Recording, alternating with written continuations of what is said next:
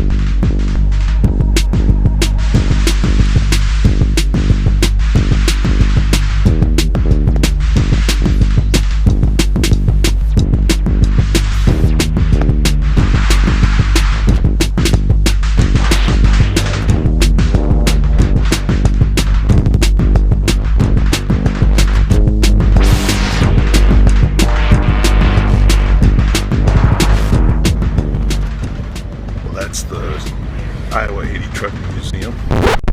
Nah, just kidding.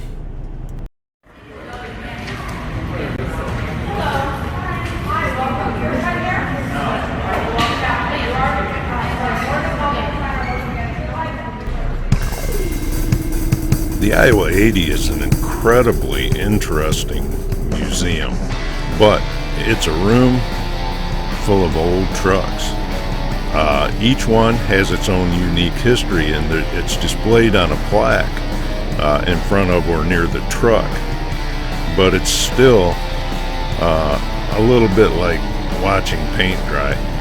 So I tried to find a way to make it interesting. I walked through and I shot video of most of the trucks. I picked out the ones that I liked the best, and I thought I would just highlight those because it's a place that you need to go to. It's not something that anybody's going to make a video of that's going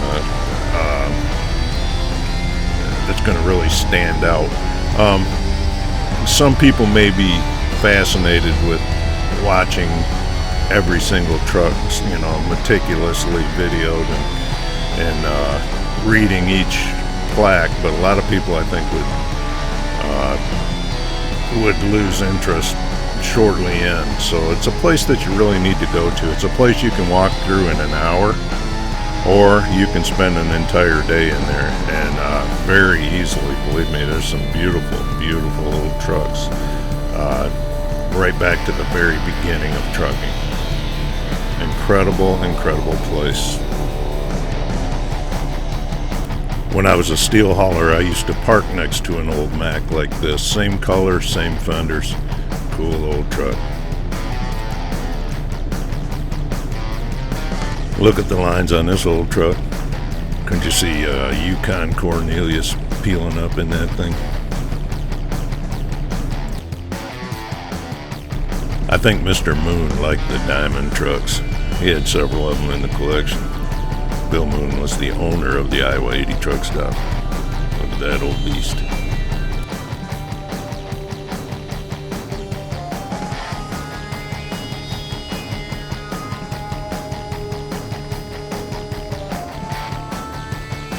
The second truck I ever drove was an old auto car like that. You could get out of the driver's door and walk around to the passenger side on the bumpers. That was with Sailor Marine down in Norfolk, Virginia. Here's another diamond, old road truck. That thing's beautiful. Love to drive one like that. Probably no air ride seats, so never know.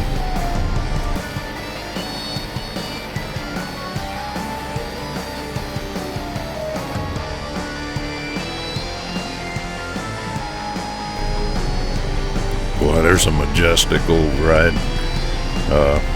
That'd be cool to drive it or to be in it, but the sleeper's a little small. I like to stand up to put my pants on. I don't know what this truck was. It was a corn shucker, I believe, but I'm not positive. Definitely a field truck. Probably didn't see much time on the road.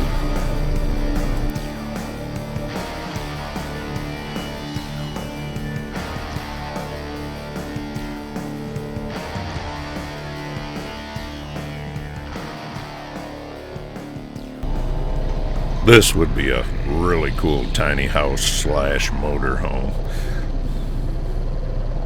I truly think cows used to be smaller. If you look at the gates or the doors on the sides of the trailer there, it just doesn't look like it's big enough for a cow to get through.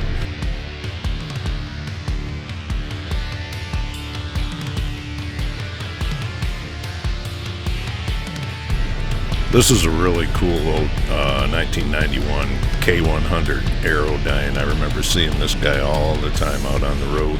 You couldn't miss him with that big HG on the grill.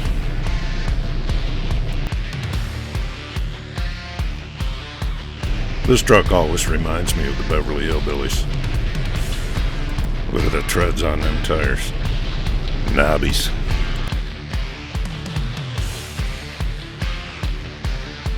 The tractor on the back of that was pretty interesting, I thought.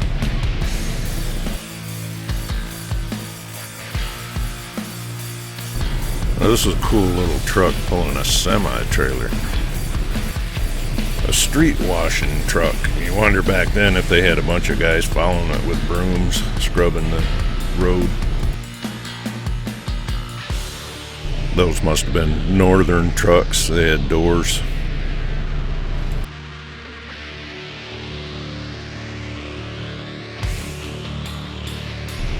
There's a cool old armored car.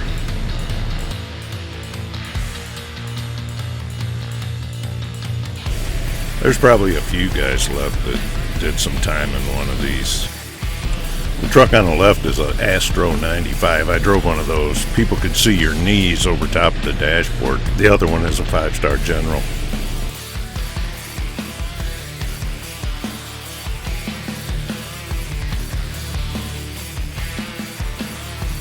Here's another one that would make a fun motorhome. It'd probably only go 25 miles an hour though.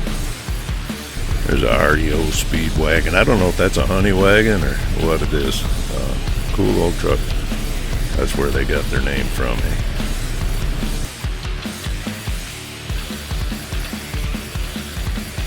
Well, that's a cool old Studebaker wrecker, but I wonder if they came in that color back then. Can't you see 3 guys riding on a bench seat in the front of that truck, heading out to load somebody's furniture?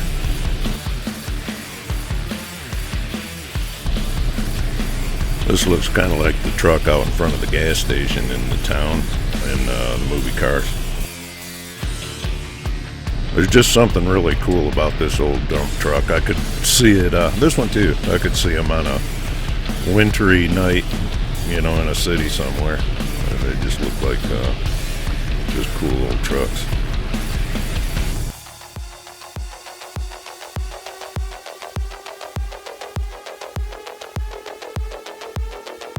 There's some farmer's pride and joy heading off to the market with his produce that he's grown. Maybe some cans of milk in the back.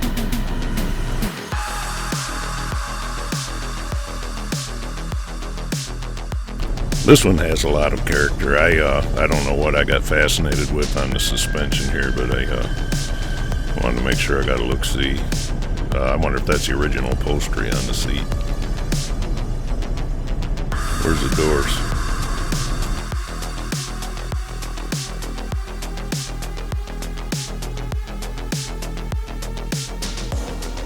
I don't know if I ever went in one this old, but I can still hear my dad saying, "Fill her up, regular."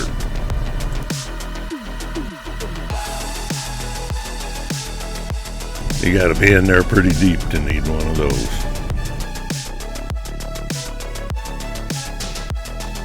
I thought this truck was pretty fascinating. I think that's a livestock trailer. I'm sure it is, but this is one of the first sleeper trucks, I would imagine. And They actually had a bed in the back. Not much privacy, but they had a bed.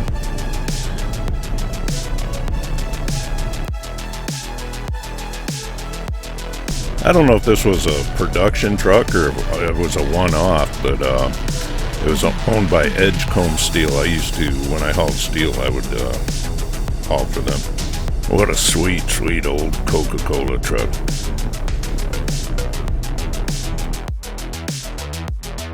Couldn't have those curtain sides anymore. Everybody'd be walking off with everything.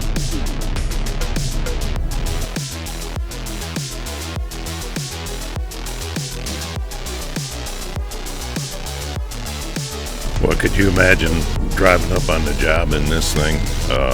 It's probably something like they would have used at Hoover Dam or Boulder Dam at the time. Chain drive, check that sucker out. The old bulldozer on the back is pretty fascinating too. Old school. I don't know if you got to build a fire in that one. Probably. Looks like an old steamer.